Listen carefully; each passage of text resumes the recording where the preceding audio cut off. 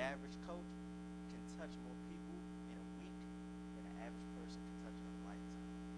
This is no different for this current elder in training and former college coach. Coach Joe Johnson sits down with us. This is Chris, that's supposed to, and we start right now.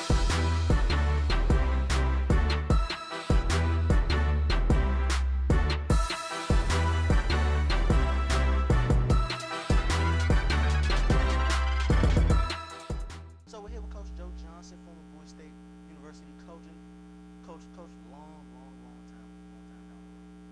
Thanks for joining us. How's that? Everything is fine, Chris. I'm glad to be here with you. Absolutely. So let's jump right into it, man. Who started at Bowie State University as the linebacker? 1973, I was given an opportunity. Bowie State had just built the James Center, which was a new athletic complex on campus. I was given the opportunity to be the facilities administrator for the James Center. While I was there, head coach Steely Jackson at that time was looking for a running back coach.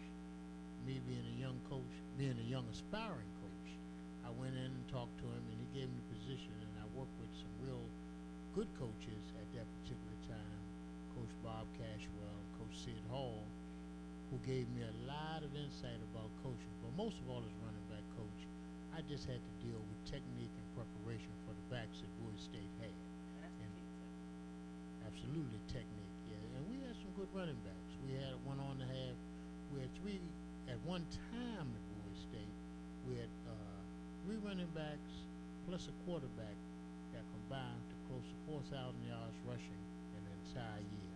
Yes. So give me the number.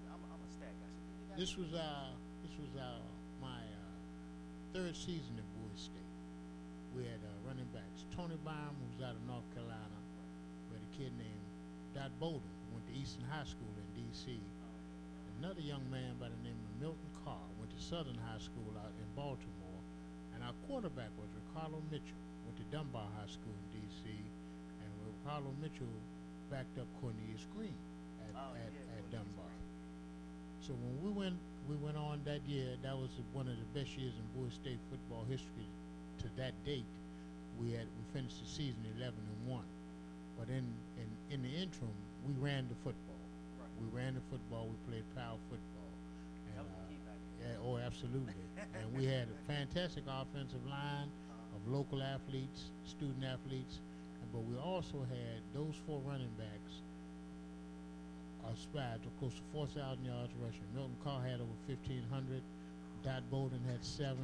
Tony Byram had close to 7. And Ricardo Mitchell, as a quarterback, ran for over 500 yards himself. How many did He threw for probably 1,500 at that time. Yeah, we had a real good. I'm gonna tell you, we had for Division II football, we had probably one of the nicest collections of student athletes you could have on a football team that nobody ever heard of. The no name offense got us over. That's what it was. Nobody ever heard of them. But these young men came together. They were a team. They had the inspiration and the spirit to really want to play and do the things that they needed to do to be a winning team and be successful. So that's what they did. So we were really pleased and blessed to have these young men under our tutelage at that particular time. So, this is early in your career. As a young coach, what are some things that you learned from the coaches that you coached with at that very time? Well, the first thing I learned was, as a coach, as a young coach coming in, you don't have, matter of fact, you don't have no clue. So, the first thing you do is you learn and you watch, and that's what I did. I was a quick learner, and I was a tentative watcher, and I watched how to do things, how to communicate, how to get on, become a friend, but also a coach the kids could trust. Your word is your bond with student athletes. If you tell them you're going to do something, they will acquiesce from you or to you. But the bottom line is that that gave me an opportunity to say, well, I want to coach. So as I did that at Bowie State, and we were blessed at Bowie State. Don't get me wrong, we were blessed. People don't realize it. Yeah, run for 4,000 yards in one season. I would say you're blessed. And we scored a whole lot of points. Tell me, it was a month where y'all won. For What was it called? For a 1 month period, we scored. We beat Fairleigh Dickinson University out of New Jersey 83-0. We came back home and played Federal City College and beat them 73-0.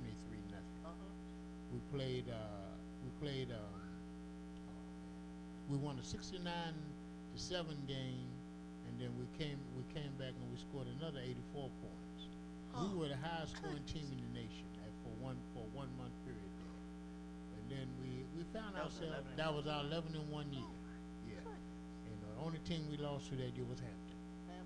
Yes, we beat everybody else. And Hampton was a real good ball club. I can imagine y'all beating people like that. But we had a real good club. It's funny. We went down to play Merle and Eastern Shore. Right. And Merle and Eastern Shore probably had the greatest football player I'd ever laid my eyes on. What was his name? Name was Carl Haston. Had a 15-year career in the NFL. They called him Nugget. Nugget. Okay. Yes, this is the only player I've ever seen. We double team, triple team, clipped him, and everything. He was a grown man. And he was a man amongst boys down Yes, there. sir.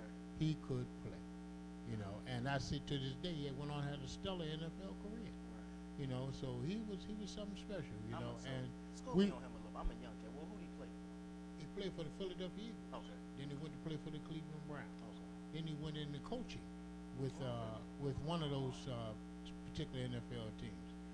He was a great defensive player, great dude. And we did beat him on this show. Oh, you did? You beat him? Yeah, we beat him. Yeah. So y'all got around him? Yeah, we got around him.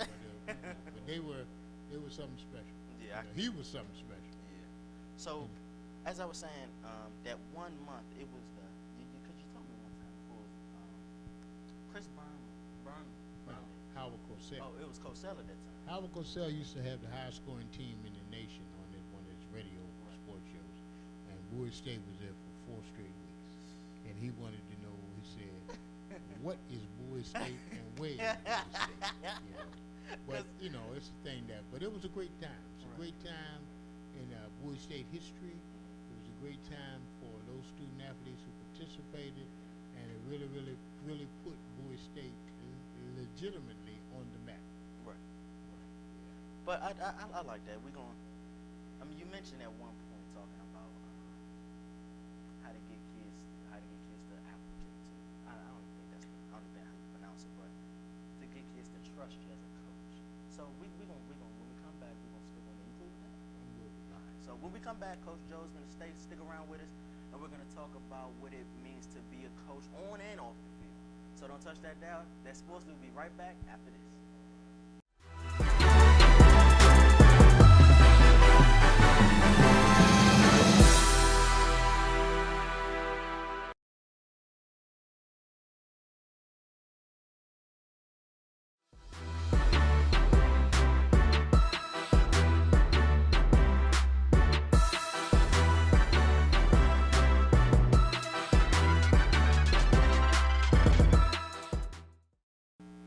What's going on, everybody? Welcome back to That Sports Dude. I'm your host, Chris Dunlap. EIT Joe Johnson, former Bowie State coach, is still sitting down with me. We'll get right back into it with him. But before we get back into it with Coach Joe, y'all know what time it is. It's halftime.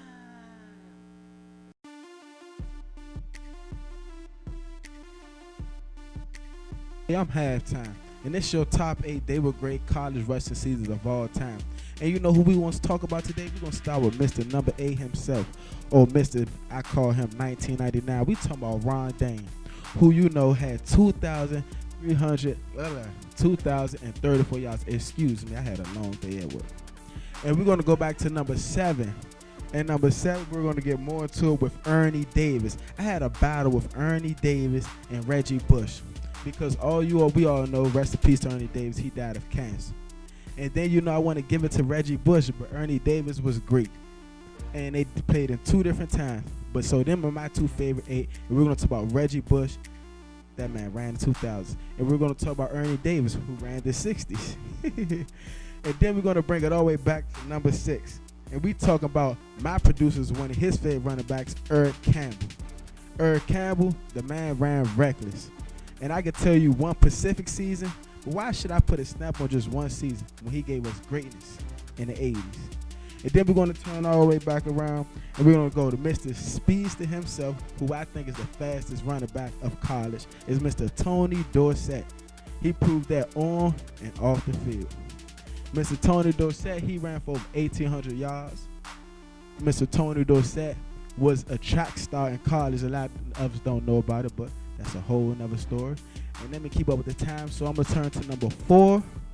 And my number 4 top running back, and who's in my crazy 8, and let me think, no brainer, Mr. Herschel Walker himself. And reason why I say Herschel Walker, and a lot of y'all probably going to spit me out and chew me up for this one, why I put him so low, because he can be number 1, but it was too many great players, too many. And Herschel Walker goes at number 3 because of the time he played in. And reason why I say that, Herschel Walker had 2 back-to-back over 1,500-yard rush seasons. His best season was 1,891 rush yards. And that is great, but that's not great for my list. Sorry. And number 2, which is mean you're still a loser. Number 2 of all time, and my look, is my favorite running back, Mr. Bo Jackson. And I give it to Bo Jackson because, as we all know, he was a man amongst boys. Bo Jackson ran and ran and ran. And he rushed for over 1,600 rushing yards. And when I think about his season back in 1985, don't quote me on it, but it's in that era. Or we can talk about his 85 season.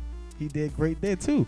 But we're going to talk about his best rushing season. You guys look it up and you let me know what you think about it.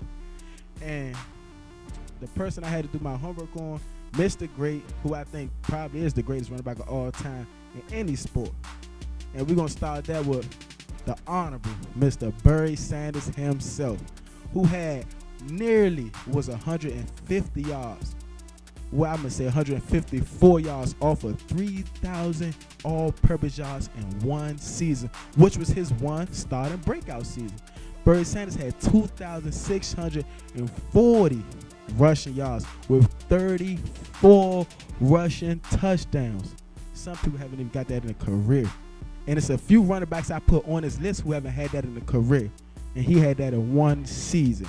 And then if we add the bowl stats to it, he had 2 kickoff returns for 222 yards, which would total that to 2,850 yards all purpose with 44 touchdowns all in one season. And if that ain't great last year or today, stay out of halftime's way. And we're going to give it back to Chris. Thanks, Montel, for that. As I said, Coach Joe is still hanging out with us. What's going on, man? You good? I'm good. All right, so before we went to break, we talked about being a coach on and off the field. So tell me, as a young coach, what does it really mean to how do you, as your career started to come to a close, what are some things that you learned to really be effective as a coach on and off the field? Well, a few things. One, I had good mentors. Had very good mentors. I had in football. I coached with men who were credible. They always talked about their word and relating to young people, giving them the opportunity. You got to relate and you got to listen. And those young people then will lead you and guide you the way you should go with them. Because every player is an individual. And individuals need to be nurtured, need to be guided, and also need to be pampered at some time. Right. Some of us do. But the bottom line is that you have to be credible with the student athlete.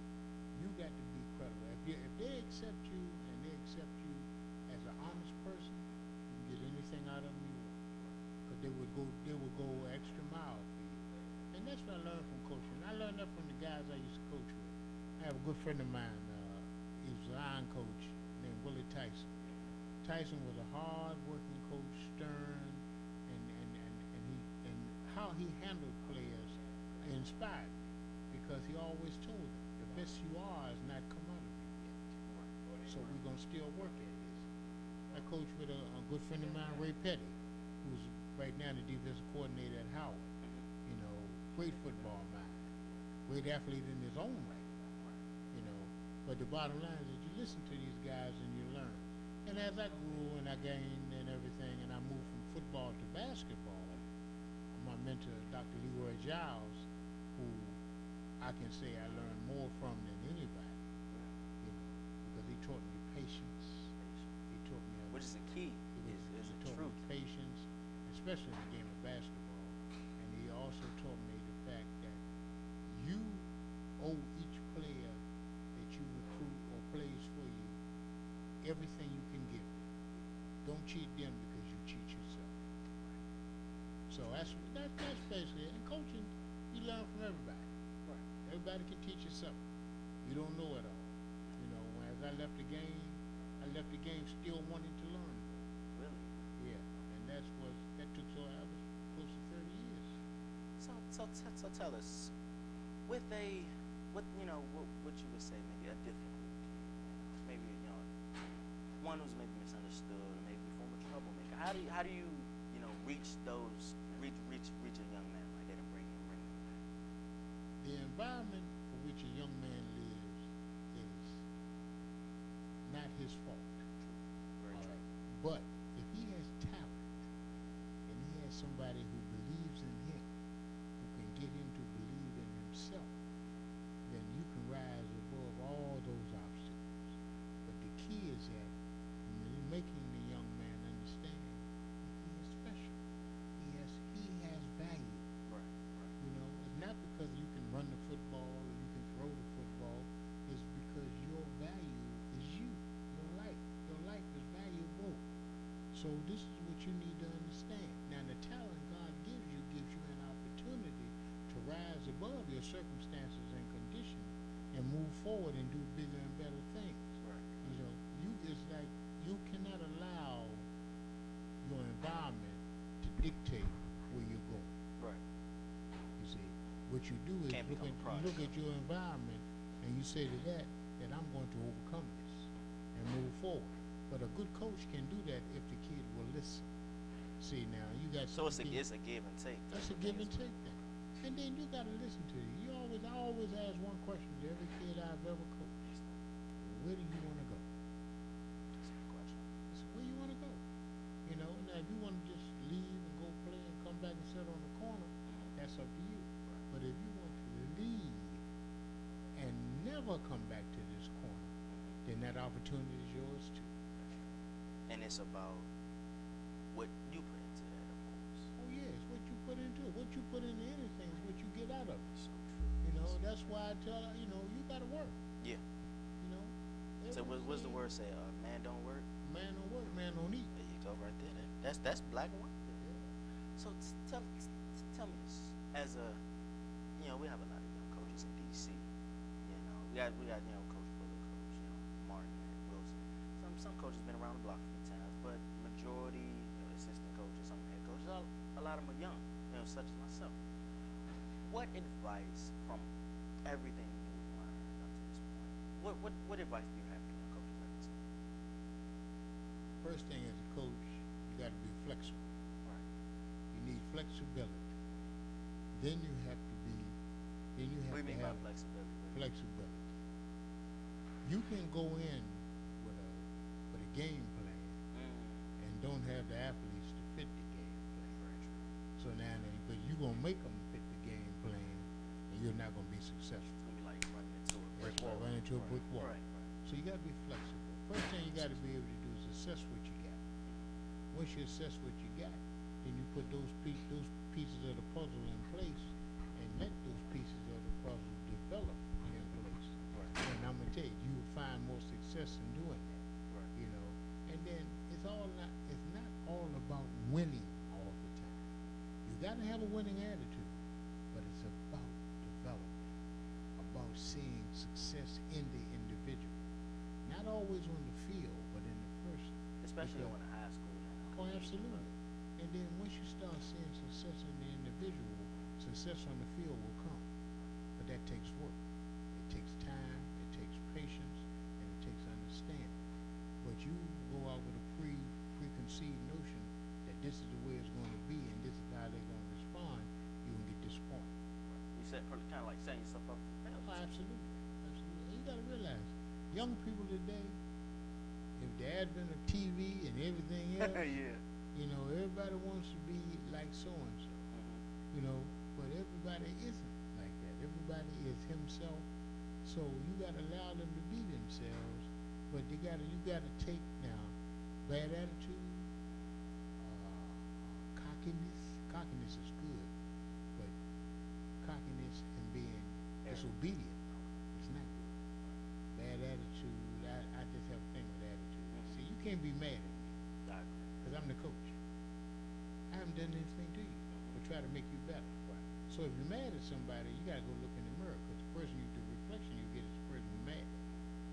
Like this is somebody told me something. When you point one finger at somebody, you got 3 pointing back. Pointing back at You got you. 3 pointing back. That's right.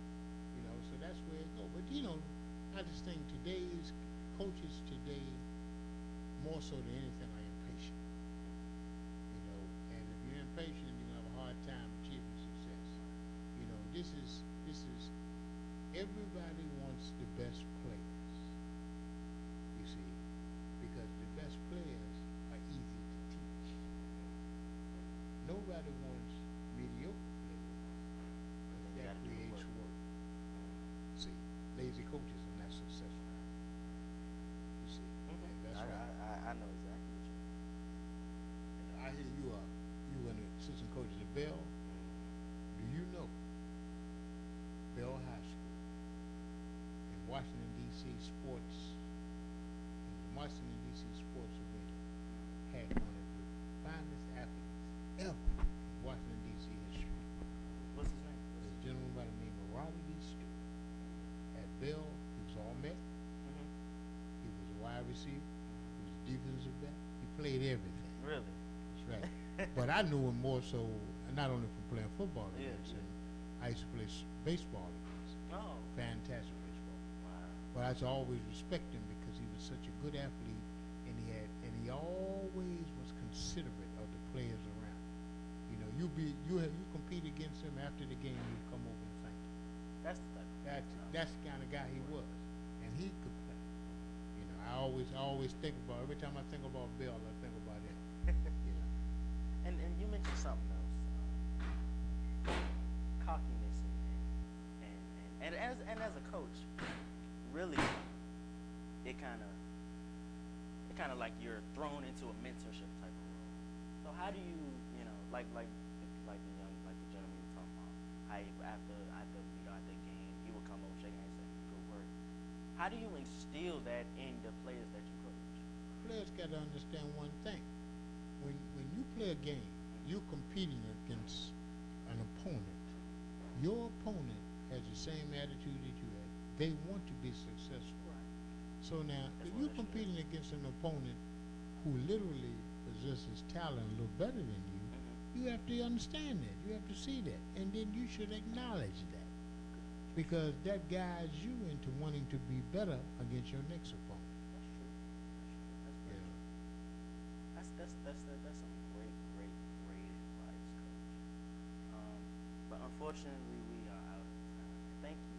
I appreciate you so much for joining me, my friend. Like I said, we're out of time. I got to thank Coach Joe Johnson for joining me, and also I want to thank you all for watching. This is one of many more episodes of this season. So I hope you all stick around and check out what we got. As always, I'm your host, Chris Dunlap. God bless you, and we'll see you next time.